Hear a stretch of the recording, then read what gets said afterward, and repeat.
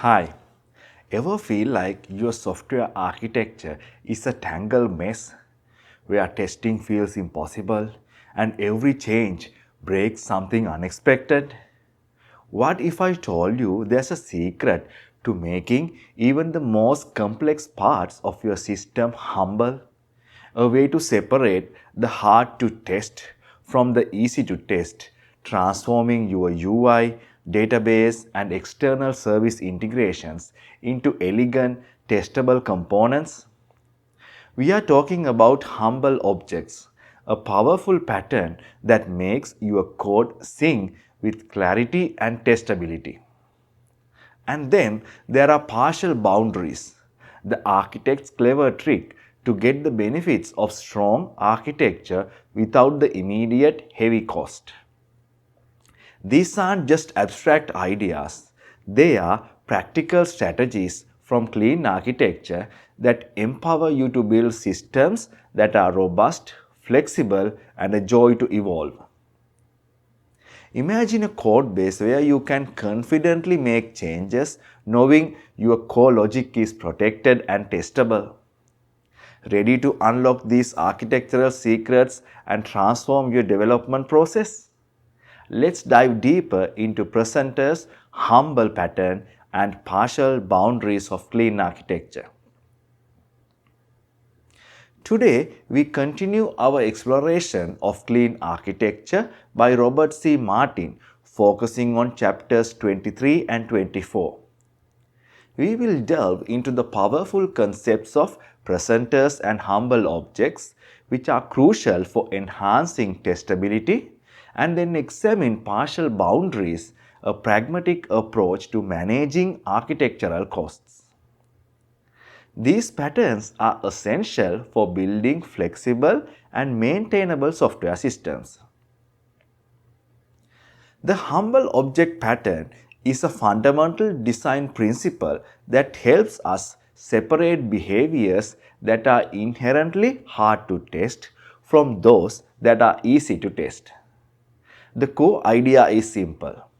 Isolate the complex, hard to test parts into a humble object, stripping it down to its barest essence. The remaining, easily testable behaviors are then placed in a separate module. This separation is key to improving our system's overall testability. A classic example of the humble object pattern in action is the presenter view boundary in user interfaces. Here, the view acts as the humble object. It's the part that's hard to test because it directly interacts with the GUI. Its job is minimal, simply moving data onto the screen. The presenter, on the other hand, is the testable object. It takes data from the application, formats it, and then places it into a view model, a simple data structure containing only strings, booleans, and enums, which the view then passively displays. This clear division makes the application logic highly testable.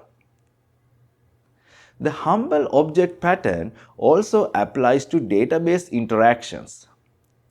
Database gateways are polymorphic interfaces that sit between our use case interactors and the database. They define methods for all necessary CRUD operations, effectively hiding the underlying SQL implementation. The actual implementation of these gateways, which contains the SQL queries, becomes the humble object. This allows our use cases to remain completely ignorant of the database details, making them easily testable by simply replacing the gateway implementation with stubs or test doubles. Let's clarify a common misconception. Objects are not data structures. Objects encapsulate private data and expose public methods, representing behaviors.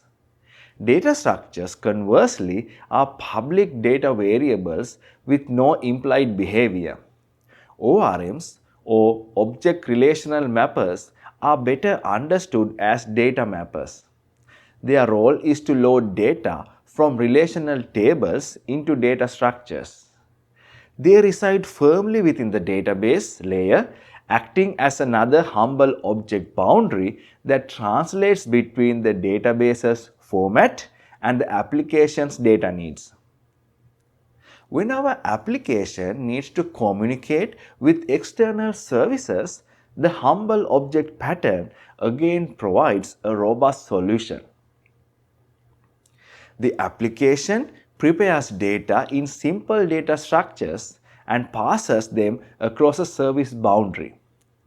Service listeners on the other side are responsible for formatting this data for the external service, or conversely receiving data from the service and formatting it for the application. This clear boundary ensures that our core application logic remains decoupled from the complexities of external service integration, significantly increasing testability. While full-fledged architectural boundaries offer maximum isolation and flexibility, they come with a significant cost in terms of creation and maintenance. Sometimes this expense is too high for the immediate need.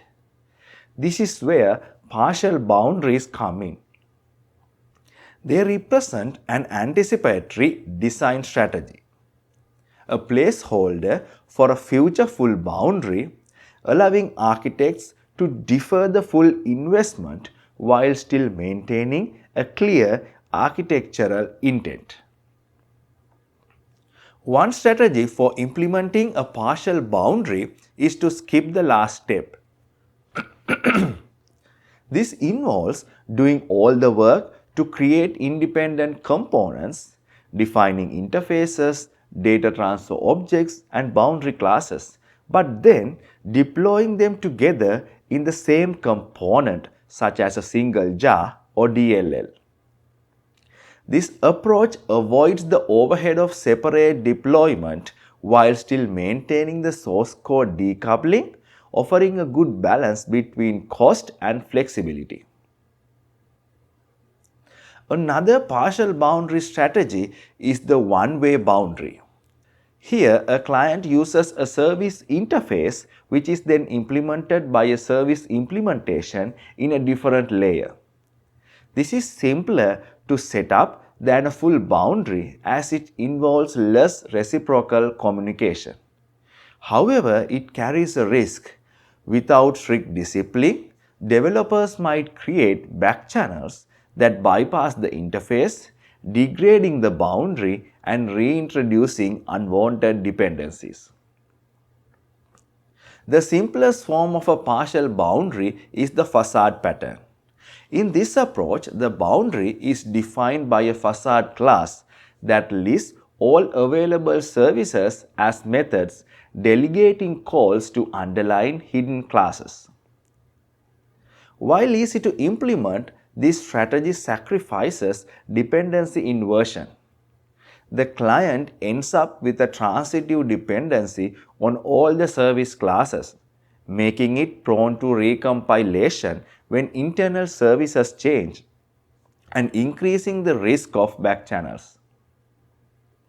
Ultimately, it is the architect's crucial function to decide where architectural boundaries might eventually be needed and whether to implement them fully or partially.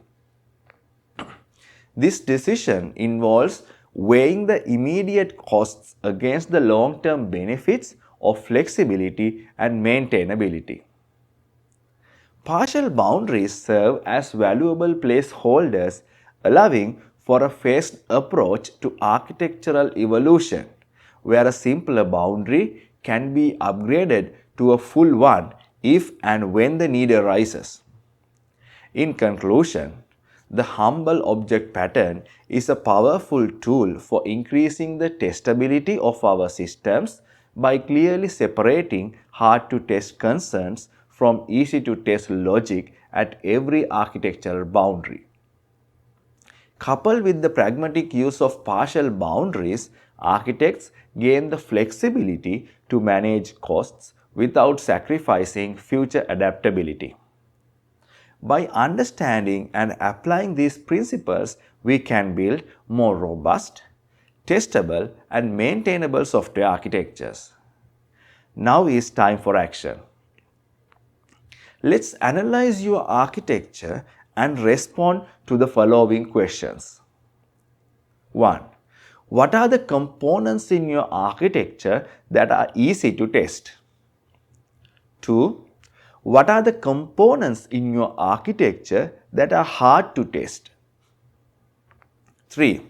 If above components are strongly connected to each other, how can you separate them in a way so that you can independently test them? 4. Where in your architecture would you anticipate a future boundary? 5.